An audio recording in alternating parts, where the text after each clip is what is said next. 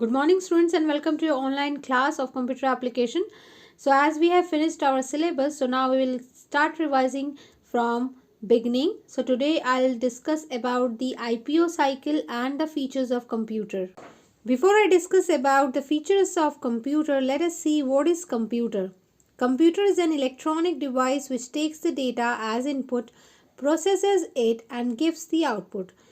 So the instruction which is given by the user to the computer with the help of input device is data, which are the raw data, unprocessed facts and figures, and then it is processed with the help of the processing unit of the computer, which is CPU, also known as brain of computer. And once the data is processed, it becomes the information which is given to the user as output with the help of output device.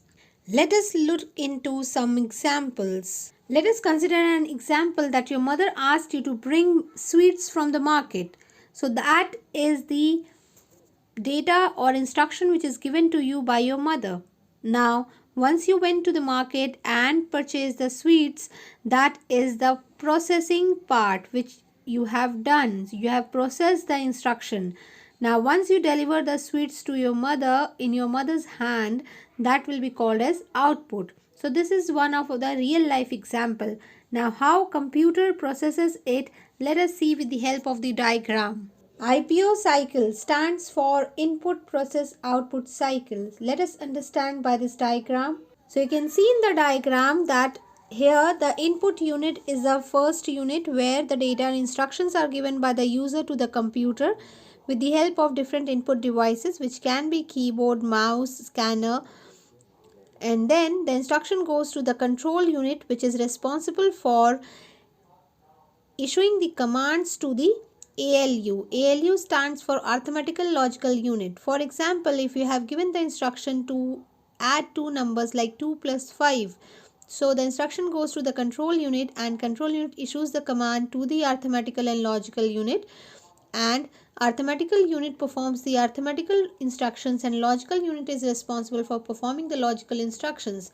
So once it is processed by ALU, it is stored in the main memory of the computer, which holds the data for processing, and then the output is being delivered to the user with the help of output device, which is the result, or you can say the information which is given to the user after processing of the data and instruction. Output device can be many. The main common output device is monitor, printer, speaker, projector and plotter. So this is all about the IPO cycle, how it works. Now let us look into few characteristics of the computer. So the first characteristic of computer is a speed. The processing speed of computer for performing any kind of task is much more as compared to the human brain. A computer can perform million of instruction in a single second, which a human being can't do. Now the second one is accuracy. Computer performs each instruction in a very accurate manner, or you can say computer gives 100% accurate results as compared to the human brain. For example, in case of any kind of calculation, whatever instruction you have given, accurate result will be given to you by the computer. There will be no inaccuracy in the result, or there will not be any wrong output. Your input can be wrong, but the computer's output can never be wrong. Now the third characteristic is the storage capacity of the computer. Computer can store the huge amount of data as compared to the human brain capacity. We cannot even store a different answers of the from different chapters in our brain. We have to revise it every time. However, computer stores many data, or you can say enormous amount of data in its memory storage capacity, and as per the requirement you can increase the storage capacity also. So this is one of the feature of computer.